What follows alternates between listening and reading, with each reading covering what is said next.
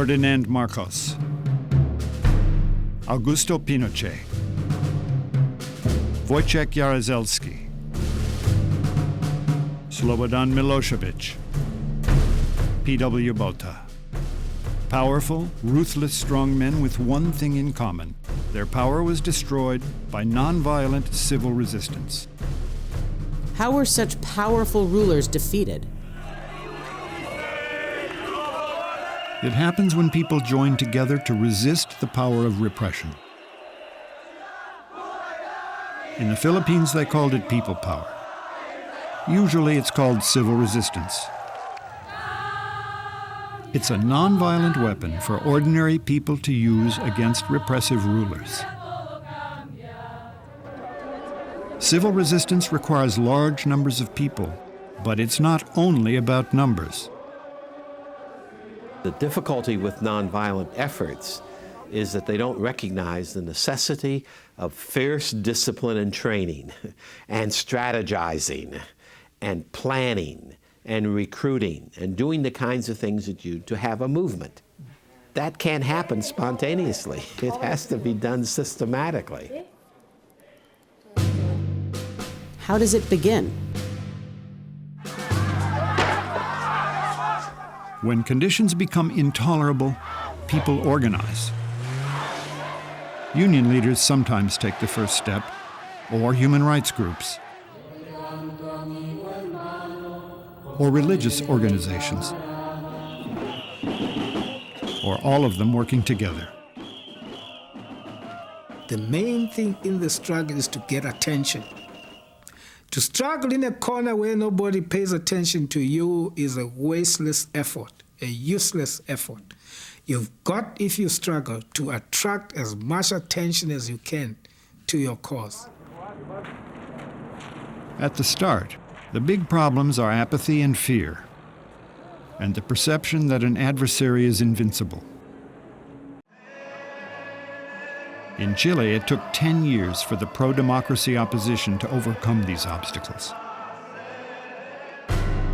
Okay, so how do I organize protests? Public protest can be very effective, but it's a small part of civil resistance. Just one of hundreds of tactics. Marches and rallies can be a mistake if you're not ready. It's easy for police and security forces to break up public actions. A few hundred people, or even a few thousand people in the street, are no threat to authoritarian power. Street actions put you and your supporters at risk. Until you've organized a truly mass movement, public actions may only show that you're ineffective or foolish. If not mass protests, then what? You have to decide. The choices are almost unlimited. You talk, debate, and plan. What to do. When. Why. Develop a strategy that ties it all together. Evaluate your risks. Strikes and boycotts can be powerful actions which involve large numbers of people in ways that don't expose them to tear gas, beatings, and arrest. It allowed for the whole community to be participants in the movement. Everyone can be a participant. Children can participate, women can participate, men can participate, young people, old people. Everyone can do the work. In South Africa, anti-apartheid activists boycotted white businesses. Tens of thousands of customers refused to buy in the main shopping districts. They broke no law. They didn't risk beatings.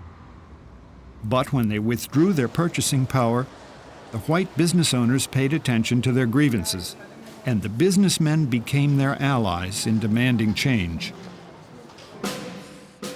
We don't have a charismatic leader. You don't need a charismatic leader.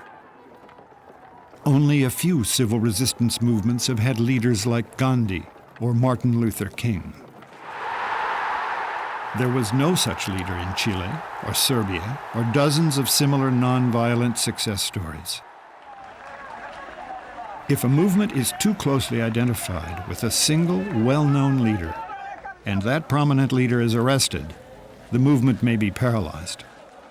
As far as the police are concerned, and their modus operandi was that, first of all, you tackle the leadership, but we have taken preemptive action by creating numerous layers of leadership.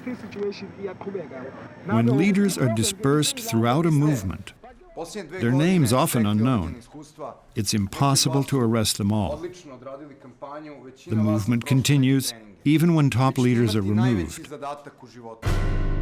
This won't work in my country. You may be right. A nonviolent strategy may not succeed against every opponent. Many people doubt that it can work against truly brutal or totalitarian opponents. But the Solidarity movement in Poland succeeded at a time when 70,000 Soviet troops were stationed there.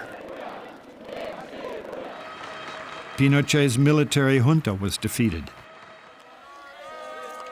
In South Africa, mass action supported by international pressure forced one of the most brutal regimes to negotiate. Civil resistance has succeeded in many situations that seemed hopeless. It was, in fact, mass organization which brought about the change in South Africa. That it was that mass organization which put pressure on the state to ultimately to change. I mean, that brought about the stalemate, the impasse where the state could no longer respond. What if my adversary uses violence? You should expect violence. Your adversary is not going to surrender as long as he controls police and security forces. Whatever you impose through violence, you have to defend through violence. That's why we think that violence is the strength of the weak, because they don't have arguments. They don't have moral authority. So whatever you achieve through violence, you have to defend through violence. But violent tactics didn't stop the opposition in Chile, Poland, Serbia, India, and other places. When force is used against nonviolent activists, the result may not be what the authorities intended. The main mistake of the regime was that they spread the circle of those who were under the repression.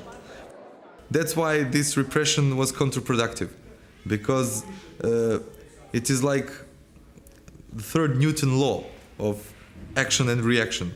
When you raise the level of repression, the resistance goes up as well. What if my adversary can't be persuaded? Civil resistance is not about persuasion. You are not appealing to your adversary's conscience. Your goal is to raise the cost of repression to the point where it becomes unbearable. Imposing economic costs is one way. Or you can try to disrupt normal life, to demonstrate that the authorities have lost control. When a population loses respect for its rulers, further disobedience and resistance become easier. Ridicule and humor can be effective, making the regime look silly and incompetent. Whatever you do, you need a strategy. If you do this, your adversary might do this and that. And so those are going to be your choices. And why don't you really think about 3 steps ahead? Why don't you involve some strategy and overall planning in your fight? And why don't you try to anticipate what's going to happen in 6 months from now? This will take too long. We can't wait. Consider the alternatives. You could try armed insurrection, but that requires money, training, and weapons. And armed insurrections fail far more often than they succeed. Of course, there are people that think that the only way to face violence is through violence. But that was out of the question. We will never have support for doing that. We will never have the capacity, the ability to do that. So the only way was through a massive, pacific, and organized society. You could wait and hope that other countries will impose sanctions or intervene. But you can't control what others do. And you, the people who have the most to gain or lose, can decide for yourselves what to do without waiting for someone else. Civil resistance has a far better record of success than armed struggle. And organizing mass resistance is an inherently democratic process. It's much more likely to produce a democratic outcome. How can I win?